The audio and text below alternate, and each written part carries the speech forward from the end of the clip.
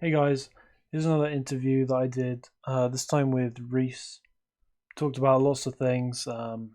We really enjoyed ourselves. We got through a lot. I think we probably could have gone on a lot longer, and certainly be looking forward to having a chat with Reece again in the future. So I hope you guys enjoy it. So let's start off. Let's discuss last season. Okay. Do we? Are you sure we have to? Are you Uh, sure? well, I think it would be best that we do, just for the sake of All posterity. right. Okay. Now, what was your Um. perspective? Where did it go wrong? Straight up, like first pick of the draft. Right. Straight Okay. up. Yeah. I mean, this is where I feel this like podcast is gonna completely reveal my severe lack of knowledge of anything to do with NFL. However, um, I just I think Chubb did well towards the tail end of the season. Yeah. But just the consistency like killed me. I was so used to like Zeke in Hmm. my first season of doing it, just like pounding out kind of like week after week, loads and loads of points. And Yeah. then because I didn't particularly draft well after Chubb, I don't can't remember, but I don't think I did. I kind of just relied on a running back one who just didn't deliver every week. So although he did have one week where I think he just went off and just like 50 points or something. I can't quite remember. Mm. But I just didn't go well from day one of the draft. To be honest, I don't know. How would you? I don't know if you've had a look, but how would you So summarize it? my memory of it was just maybe a lack of consistency. Mm, So I think Chubb was. I mean, I vaguely remember you having quite an early pick last year, and I think Chubb was good, and I think he was mm. worthy of a first round pick. But I think it was probably difficult to predict the Browns were going to be as bad as they were.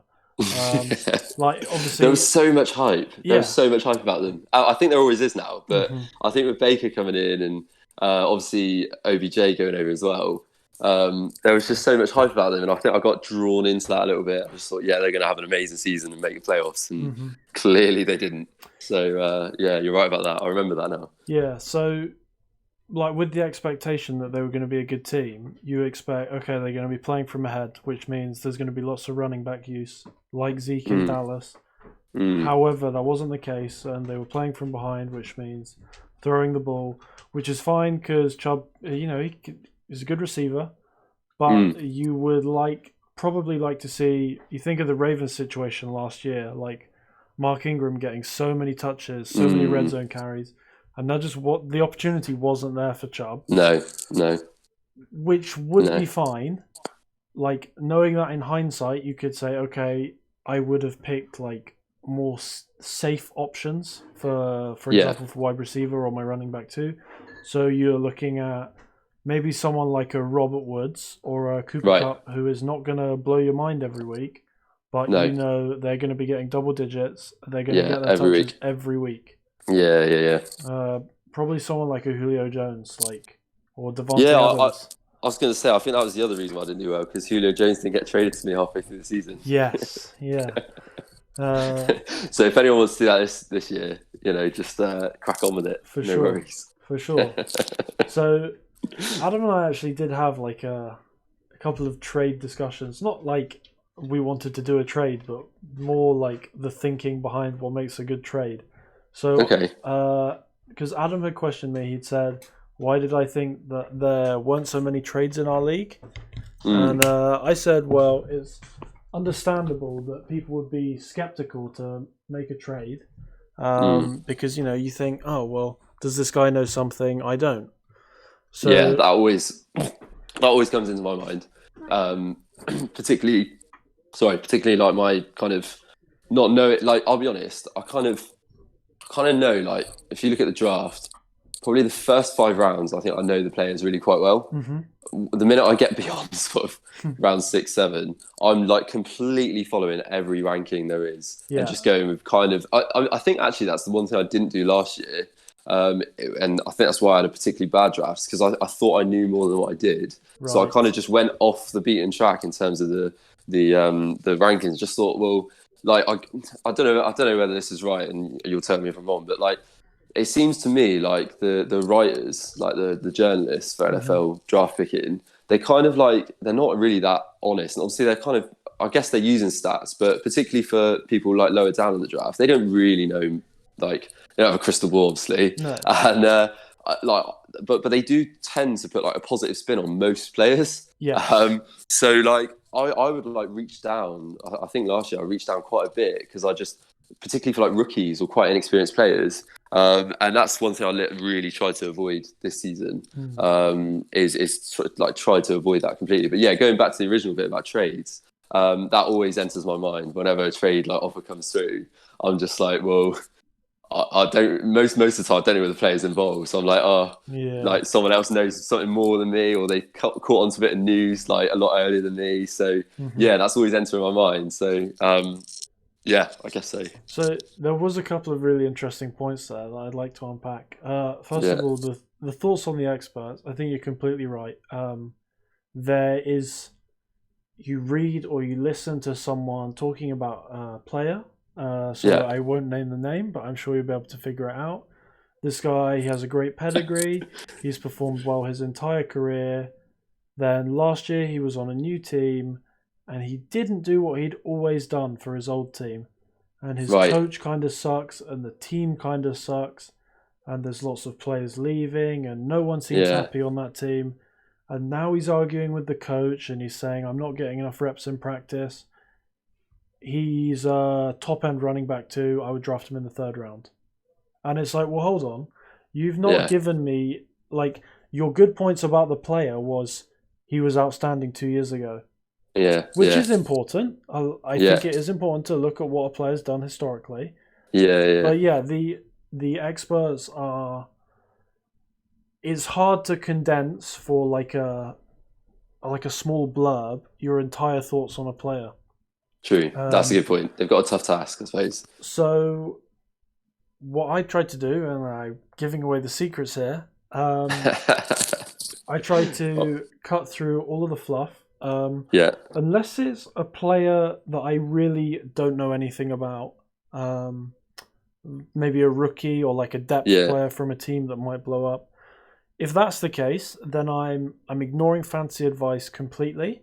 yeah, I'm looking at the ranking to say this is the kind of position in the draft in terms of pick number where they're sort of seen as value. So I'm taking that yeah, into account. yeah, But whether I want to draft them comes down to, okay, I'm looking at who is the reporter for that team? Who is the guy that is in that locker room every day? right. And what does he say? It's all right, you having some grief with your mic there? I'm better. I'm all good. I'm there. Cool. So yeah, it's what is that guy that is there every day saying?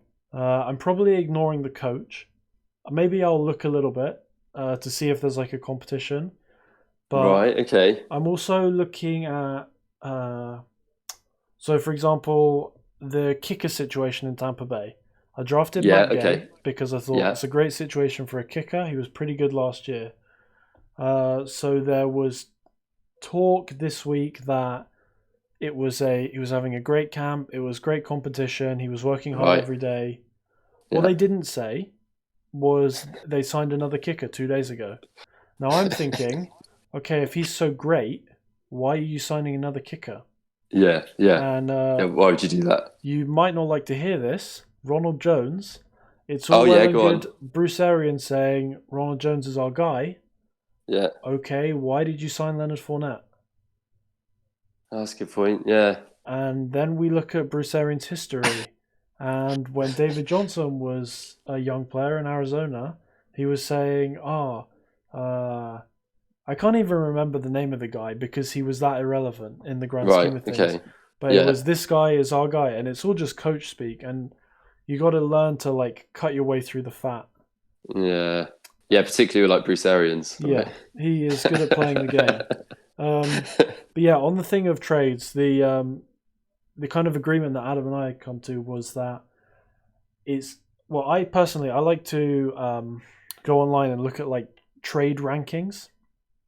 I didn't even know that was a thing. Yeah, So what does that even mean? What is that? so What is that? you will see every player listed in a list from top to bottom, Right. In fact, let me pull up the rankings I used to conduct my trade that I made today.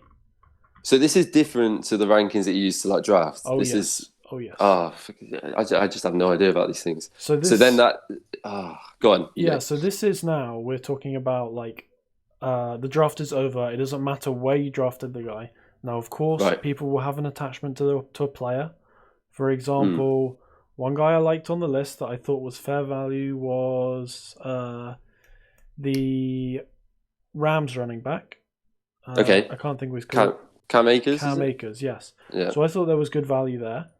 So I'm Mm. looking at him. I'm looking at the list. According to the list, they think I can make it work. I look at our draft, and he was taken with the second round pick. Yeah, that Now, was Kira's fault. yeah. So, but realistically, that says to me the person that drafted him places a higher value on them, so it's going to be Yeah. more difficult to make a trade. So I was True. looking for players on people's benches, or for example, I offered you the trade. It was your third receiver, I think. So I was Yeah. Yeah. thinking Yeah. maybe there wasn't the same value there. Maybe you didn't Sure. rate them as highly, or maybe you thought they were expendable in that way. So I'm looking at the list, and we're making sure we're on half point PPR, and they Mm. say, okay, the most valuable player is Christian McCaffrey. He's Right. valued at 69 points on a trade. So we go down, we have the running back scores, Saquon 67.5. And these rankings will change every week, and different websites will have different rankings. These are the ones I used. We go, okay, Michael Thomas is worth 57 points. So, Sure. for example, if I had Michael Thomas and I wanted Christian McCaffrey, in the eyes of this guy's rankings, a fair trade would be Michael Thomas plus a player worth 12 points. In Right. Got it. reality, it's not that simple. But so I looked for, goodness, who did I even trade for? DeAndre Swift. Right. I'm hoping that's who it was. So It according to was. this, he was Yeah. worth It was. 22 points. Or we can even go for the offer I made you. Cortland Yeah. Sutton is rated at 23 points on here. So I offered Matt Breida. This guy rates him as 14 points. And Christian Kirk, who this guy rates at 9.5. So I made it 23.5 points for your 23. Got it. Now, of course, look, we don't have to be slaves to the rankings. But No. in the grand scheme of things, we could say, okay, there's a discussion to be had here. And Okay. that's like a nice way to look at a trade. Yeah. Because Yeah. what I said to Adam was, okay, say you offer me, I don't know, Terry McLaurin for Yeah. Mike Keenan Allen. Now, if we're in the middle of the season and I say, okay, these guys play the same position, I can see that Terry McLaurin is scoring more points. Why would I accept the trade?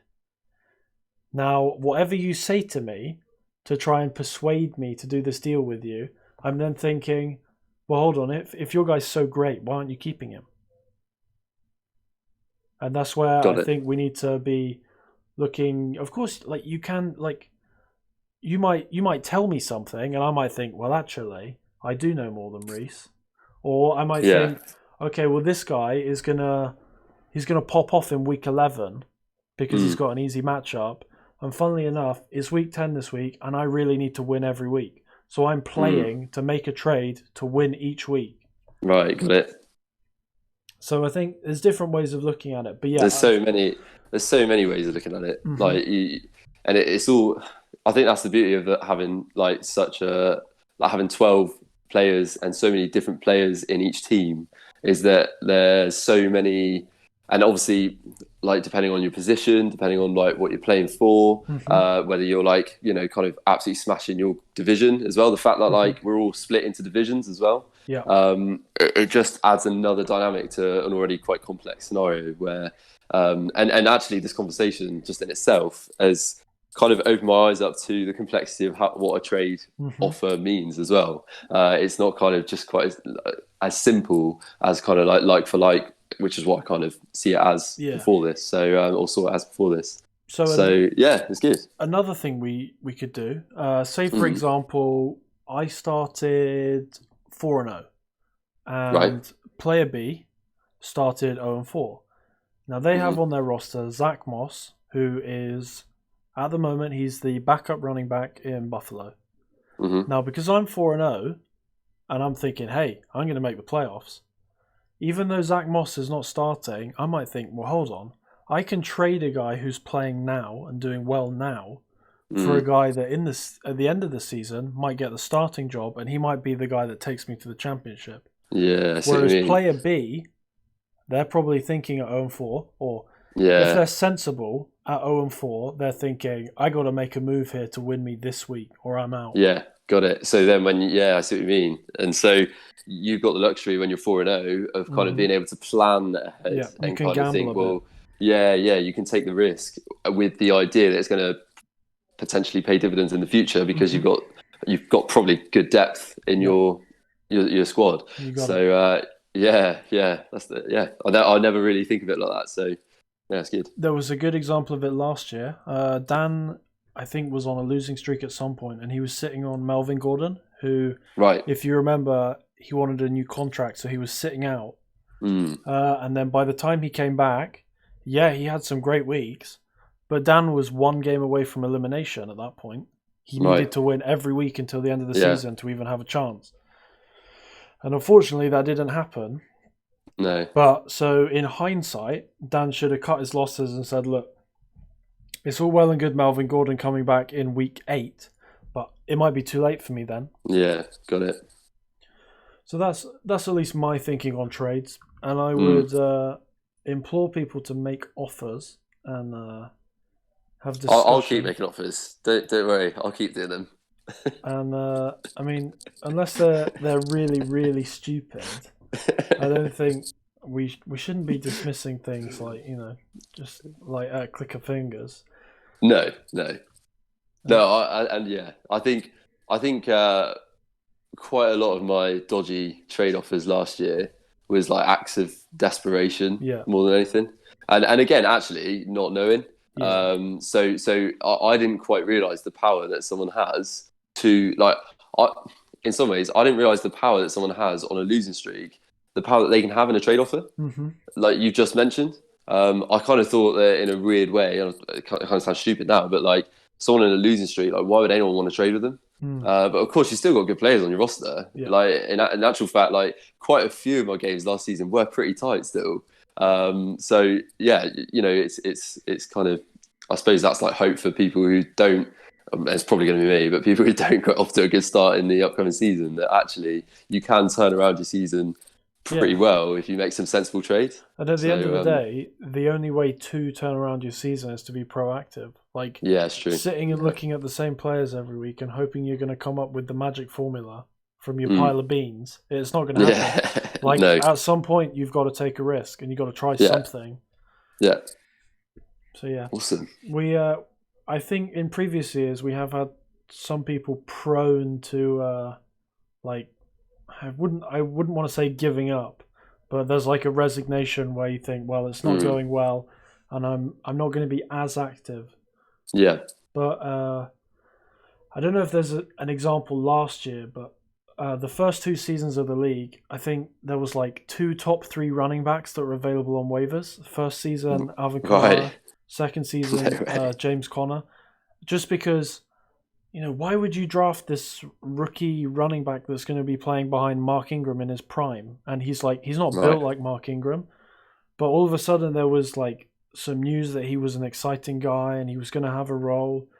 And then we see him play and it's like, oh, there's really something there. Yeah. And with James Conner, there was the talk all summer, well, Lev Bell's not actually going to hold out. He is going to play, and then he didn't play, and he didn't play, and he didn't play. And all of a sudden, I mean... Yeah, he just come out of the woodwork, didn't he? Me and an offhand comment to Dan, if you do need someone, you could pick up James Conner. He might be useful. And then in week 1, I play Dan, and he drops like 30 points on me. But yeah...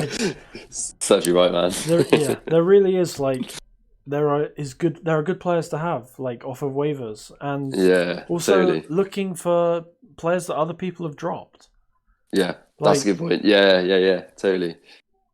one man's trash is another man's treasure, as they say. Absolutely. Yeah, totally. Because usually there's a reason why that person initially was drafted Exactly. or, traded for. They must have That seen that's something. someone's exactly. Yeah, totally.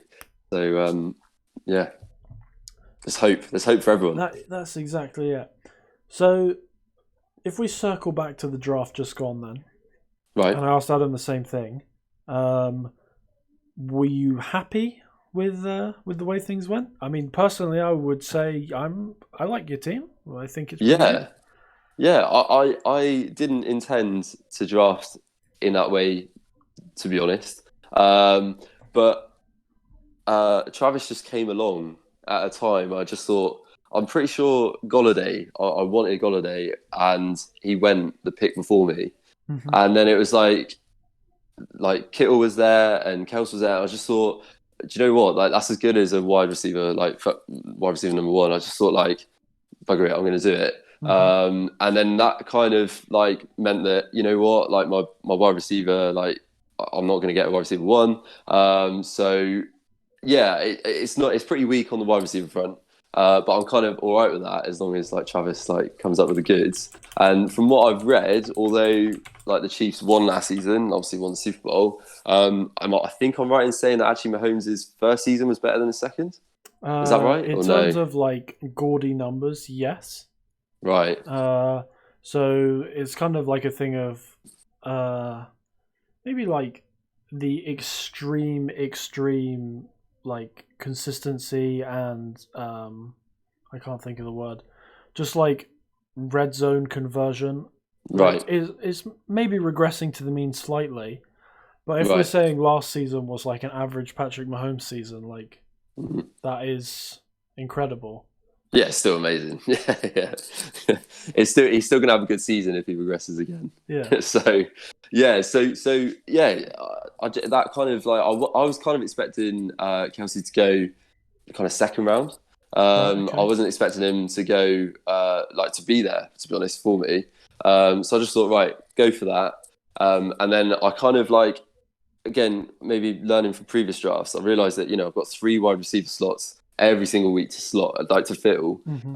no matter what. And maybe this is like inexperience. Maybe you'll pick me up on this and think like, no, that was the wrong move. But I just thought I'm gonna like fill those three wide receiver slots with the next best, like whoever I can get in the rankings that are like the wide receivers that I can get next. I'm going to Hmm. go with those three and fill them. So I think I've got Calvin Ridley, Yeah. Scary Terry. McLaurin, and then Cortland Sutton, Yeah. and yeah, and then from that point on, it was just a case of and then the only other thing in the draft that I guess was a little bit weird is I drafted Hayden Hurst pretty early, Uh huh. and a second tight end. And my reasoning behind that, and again, we'll see if it pans out, as a good choice. But I just thought, well, there's quite a lot of hype about him Hmm. over in Atlanta. He's like in the rankings, he's tight end number 8. Right. Yeah. Um, and I just thought like every team's got to have a tight end. There's 12 teams there. Like Hmm. I was actually thinking in terms of trades, to be fair. Like, Very good. kind of thinking someone's going to probably want a good tight end at some point in the season. So Yeah. I might be able to actually like win a good trade there. The only slight thing I didn't realise is that both my tight ends have bye weeks in week 10. Yeah. But, we'll cross over that.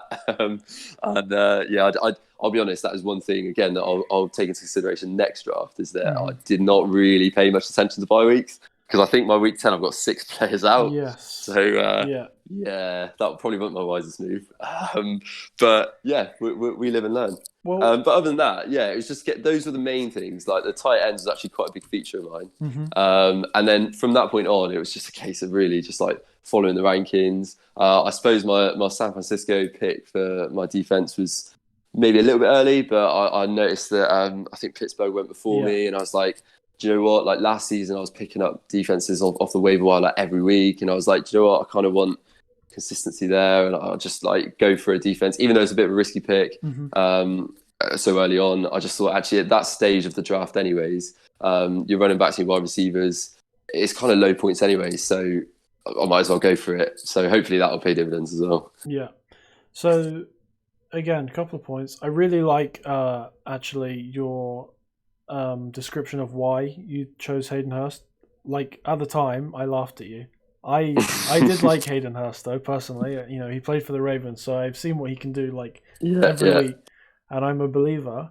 Um, but yeah, so with that being said, if you are looking at trading him, then you're going to need to be proactive, and I would say maybe on a week when like a George Kittle is on a bye, maybe you go to right. Zoe and you're saying, well, hey, you're going to need a tight end and you are not finding Mm, someone better than Hayden Hurst. yeah, And this is yeah, where, I mean, I'm not saying you trade for George Kittle, but this is where you're looking at maybe someone that doesn't make Zoe's starting lineup, or I don't know. yeah, Obviously it depends on yeah, how desperate the person is, but yeah. there's room to move that as long as you're being proactive. Mm, Because you know if I'm looking for a bye week fill in, I'm probably not thinking, oh well, Reece has got Hayden Hurst sitting on his bench, I could trade for him.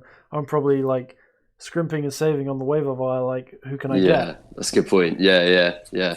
But in terms of Because thing is, yeah, go yeah, on, because go go I go. kind of didn't think about that actually. Because yeah, with tight ends, there's always a few tight ends. Like again, pretty sure it's the case, who kind of come out of the woodwork from nowhere, Mm-hmm, and they're sitting because of the fact there's only 12 tight ends that have to be picked. mm-hmm, There's always kind of like one or two on the waiver wire that actually are having a pretty good season.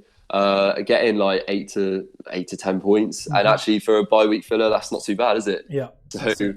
it's worth taking the risk. So yeah, that's a good point. That's kind of the flip side of my kind of reasoning there, I suppose. Mm. Like that's the opposite view. But So with those sorts of players, the ones that are getting like an 8 to 10 points, I'm thinking, is that player maybe overly reliant on touchdowns? Can that be relied upon? Uh, what else? Really, with a player like Hayden Hurst, you know that his value is probably not going to be reliant on touchdowns. You know he's going to be involved, and that is mm, such a key point for him, and why he's an appealing option for tight end. We saw last year how much the Falcons used the tight end. Was it Hooper? right. Was used so much. He, you know, I wouldn't say the season came out of nowhere, but certainly that was like, in terms of a ceiling, that was really exciting for a. Right. I think it was maybe like tight end 3 or tight end 4. Right. Got it. And you'd like to think, well, Hayden Hurst could see similar usage. He's a young Mm, player. I mean, he was a first round draft pick, so obviously and he was traded for a second. So right. obviously teams value him in the Mm. NFL, and you'd like to think that the coaches have some idea of what they're doing. Did that tight end usage last year for Hooper, is that stereotypical of Matt Ryan, or did that kind of take everyone by surprise? Um, so Matt Ryan has had some big tight ends over the years. I think tight end is kind of difficult to judge because there is such a drop off between like top guys. For Right. example, we know that Travis Kelce gets so much use with the Chiefs. Would another player get as much? Probably not, because players like Right. Travis Kelce don't come along that often. No. Got it. Um, like even someone like a Tyler Higbee, who I think is a very good player, he would not be performing like Travis Kelce or George Kittle or Mark Andrews or Zach Ertz, because they are just completely unique. Yeah. Got it. Similar, even someone like Darren Waller he doesn't actually, in terms of where he lines up on the field, he's not like a stereotypical tight end. He used to be a wide receiver, which means he's catching different types of passes, which means he has a different type of involvement in the offense, but is still very productive. Right. Um, Got it. So it's quite a versatile role in some ways. Like yeah. it's not like set with your running back roles and your wide receiver roles. It's quite a fluid hmm position in some ways. Yeah. Got it. Which is Okay. why it's often quite difficult to judge as well. Yeah. Got it. Um, in terms of your other general draft strategy, I think you're one of not too many people that drafted like, you took 2 running backs, you have to start Mm. 2. You took Yeah. a tight end, you have to start 1. You took 3 wide receivers, you have to start 3. And that Mm. is like the core of your team. And Mm. you didn't take, for example, if you had taken a third running back, Mm. that would have been your flex, great, but that would have been meant you were lacking in one of your other slots. That's it. So in that way, you're very strong. I do like all three of those wide receivers you took, actually. I'm not Yeah, so hot on CeeDee Lamb, personally, but right. I could be swayed. Am I right? Is he like second year? Is that right? He's going to be a rookie Or is this year. he's a rookie? Ah, yeah, that was it. Down in Dallas, right? Yeah. So yeah, I think my thinking there was that um, you've got their names evade me now. You've Gallup got is like the one. yeah. So you got Gallup. There's quite a lot of hype about Gallup, Yes, I think and he's a then very good player. And the other guy is Amari Cooper. that's it. Who obviously is like going to be they're your two main He's the number ones. one. So this is Yeah, where I say, are there too many mouths to feed? yeah, and given the fact that It's a difficult position for rookies historically. yeah, yeah. So it's kind of an unknown. Like it's a flip of the coin, I guess. In some Mm-hmm. ways, it's probably leaning towards the fact that you won't get much usage, particularly at the start of the season. Yeah. But you never know with the fact that like I don't think Michael Gallup's completely proven in terms of like a season long doing really really well. In which case you just never know that a couple of bad games at the start of the season, CeeDee Lamb comes in. Mm-hmm. I just thought because I think he's my fourth wide receiver Yeah, he pick. is. So it's kind of I guess it's a little bit of a risk there. I could have gone with someone who's kind of I guess a bit more of a safer bet. But I guess because I've got Zeke, because I've got like Kelsey, because I've got like three wide receivers that I guess I'm hoping they're going to consistently perform. Hopefully, it's a calculated risk, I suppose. Yeah. That might pay off and it might be a flop, but I think I hope that my team will be able to like kind of cope with that. Well, I think the caveat. Oh, I'm not sure if that's the right word, but the other side of the coin of you picking CeeDee Lamb, who is more of an unknown quantity, and like drafting him is you're drafting potential. You're drafting the fact that he's a first round guy that they weren't expecting to be there and they weren't expecting to take a wide receiver, but he was available and they were like, yeah, a guy that talented we got to take. So we think, yes, there's too many mouths to feed, but we also think, well, there's the potential that he will be so good that they can't not feed him. But Yeah. the other part of that is you took Kendrick Bourne, and we know that San Francisco have injuries to start the season, and basically, apart from George Kittle, he's the only guy. So we Oh, know that until Deebo Samuel comes back, Kendrick Bourne is going to be the lead dog for the wide receivers in San Francisco. So whilst we may be waiting a couple of weeks for CeeDee Lamb to really find his footing, we know right. that for those first few weeks, if God forbid you have an injury, Kendrick Bourne can slot in until the other San Francisco guys come back. And Got by it. then, Garoppolo might have a rhythm with him, and the others might not be able to find their feet. Got it. I'll be completely honest. I didn't know that. So thank you for that information. That's okay. That was. I wouldn't say I was banging the drum for Kendrick Bourne, but it was certainly someone that I had considered and I'd put thought into. Yeah, I'll be honest. I think I drafted him quite late, and I Yeah, realised on 12th the round. I realised on the projected points, which I know aren't everything, and I know I take them. I take the weight of them to far too great. I think that I feel that they're predicting everything in my life on that Sunday evening.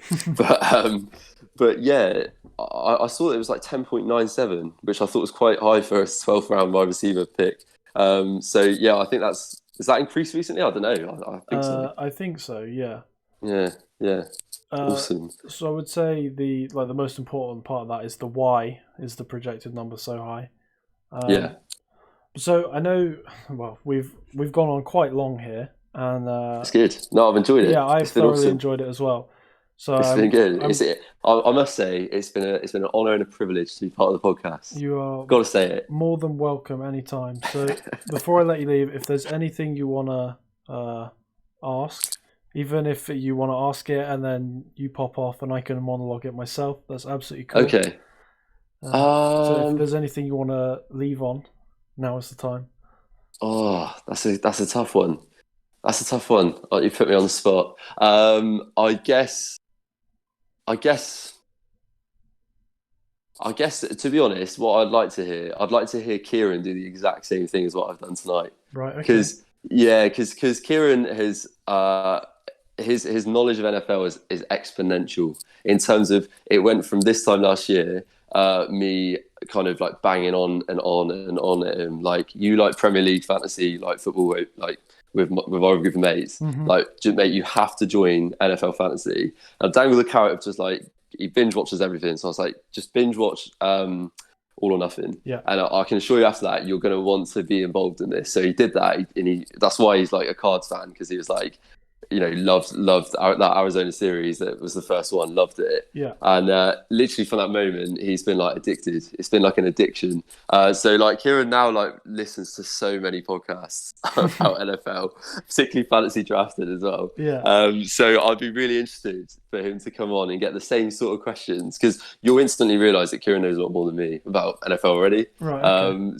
So it'd be really interesting because I think Kieran has, and again, this is probably showing my limited knowledge, but like I think Kieran has shown some inexperience in drafting, because he did have the rankings there, but he's reached quite a lot of times. Yeah. And it was quite interesting because when the draft happened, and he was like, "Oh, I'm really happy with my team. I think, And I was like, "Look, don't say anything about your draft yet. Just wait for the rankings, wait for the projections to come through, because you might think you've got the best draft going, but actually, the rankings, which are pretty good, will pick." Because that was like me last year. I was like, "Yeah, I've done quite well here," and then the rankings came out, I was like rock bottom.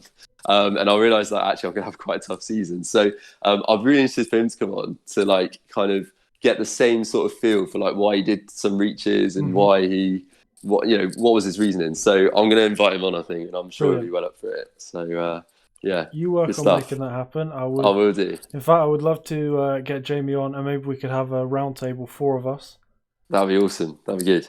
All right, so I'll let you escape. Thank you very much for coming on. Cheers, Dom. And I hope to speak to you soon, mate. Brilliant. Take care, everyone. Man. Bye. Bye. Right, so that was the lovely Reece. I hope you've all enjoyed listening to our conversation as much as I've enjoyed having it. Like I just said at the end there, if anyone wants to come on, have a chat, more than welcome to. The more the merrier. And yeah, hopefully we've all learned something, and we can go in and have a great season.